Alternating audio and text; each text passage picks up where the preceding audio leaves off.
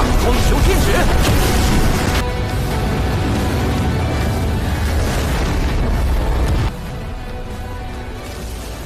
Hello, xin chào các bạn đã quay trở lại với review 5 phút.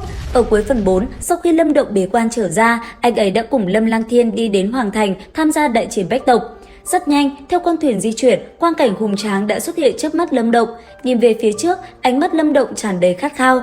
Thời gian qua đi, con thuyền kia cũng dừng lại tại cổng thành. Khi Lâm Động cùng mọi người vào trong hoàng cung, ở đó đã có không ít người. Ở bên cạnh, Lâm Phạm đã liền phổ biến quy tắc cho Lâm Động biết, khi cuộc tuyển chọn diễn ra, mỗi người sẽ bốc thăm thứ tự vào thông đạo, người cuối cùng đi ra khỏi đó là người có đủ tư cách tham gia bách triều đại chiến. Nghe vậy, Lâm Động cùng Lâm Lang Thiên gật đầu. Sau đó, Lâm Phạm còn giới thiệu thêm cho hai người biết những đại nhân vật xuất hiện trong trận chiến tuyển chọn này. Nhìn bọn họ, Lâm Động cẩn thận xem xét thực lực từng người, thế nhưng cũng có không ít ánh mắt đang đổ dồn về phía anh ấy. Trong đó có một thanh niên tuấn tú, thanh âm hắn vang lên hỏi người bên cạnh nói: "Hắn chính là Lâm Động mà Thanh Trúc từng nhắc đến sao? Huynh đừng tự tiện động vào tên Lâm Động đó." Nghe vậy, tên kia chỉ hừ lạnh một cái, sau đó quay ngoắt đầu đi.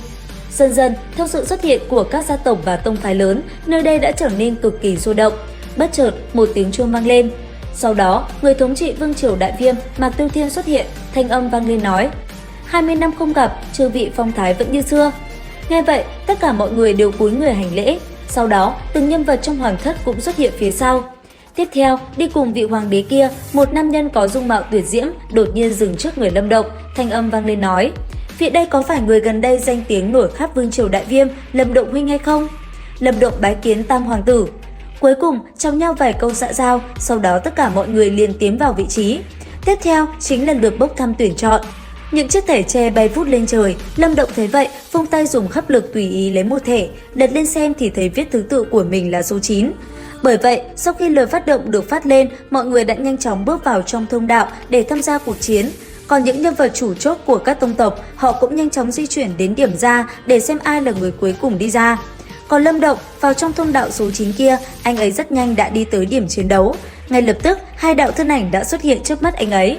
Lúc này, hai người vừa xuất hiện chính là Lục Sơn và Hồ Ngô của Sơn Nhạc Tông. Nhìn Lâm Động, thanh âm bọn họ vang lên nói: "Lâm Động, người vòng đầu tiên mà ngươi đã gặp phải bọn ta thì đúng là xui xẻo rồi. Xin lỗi, bách triều đại chiến lần này ta giành chắc một suất. Hai người cùng ra tay đi." Lời nói Lâm Động vừa dứt, hai tên kia sắc mặt liền đại biến. Ngay lập tức, bọn họ đồng thời lao lên. Trong tay hai người, hai cây chùy trong tay mang theo sức mạnh hung hãn, nhanh như chớp tấn công Lâm Động.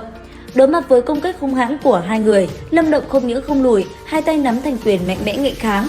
Trong khoảnh khắc va chạm, một vụ nổ ầm vang, dưới sự bùng nổ đáng sợ của kình lực, hai cây cự chùy đã bị nắm đấm của Lâm Động đánh bật ra sau.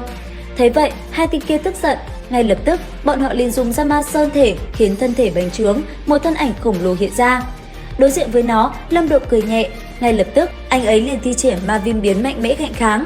Trong khoảnh khắc va chạm, hai tên kia lại một lần nữa bị đập bay. Sau đó, thân hình Lâm Động như tia chớp đã lao lên, đập tới tấp vào người hai tên kia. Cảm giác bị Lâm Động biến thành bao cát mặc sức đánh vào, hai tên kia không chịu được cuối cùng xin thua. Ở gần đó, Lâm Lang Thiên cũng nhanh chóng vượt qua đối thủ của mình và bước tiếp. Bên ngoài quan sát, mọi người vô cùng hồi hộp. Còn Lâm Động tiến về phía trước, anh ấy nhanh chóng đi qua cánh cửa thứ hai và bước vào cuộc chiến thứ hai của mình. Thế nhưng, khi Lâm Động tới, người kia vẫn chưa xuất hiện. Chờ đợi một hồi, bất chợt một thân ảnh hiện ra trước mắt. Sau đó, thân ảnh kia bay đi với tốc độ cực kỳ nhanh, thoáng chốc đã đánh tới Lâm Động. Trong tình huống đó, rất may, tinh thần lực của anh ấy đã tỏa ra. Ngay lập tức, một tấm màn chắn đã xuất hiện trước người đỡ lại một đòn công kích kia. Thì ra, đây là Hoàng Phủ Ảnh của gia tộc Hoàng Phủ.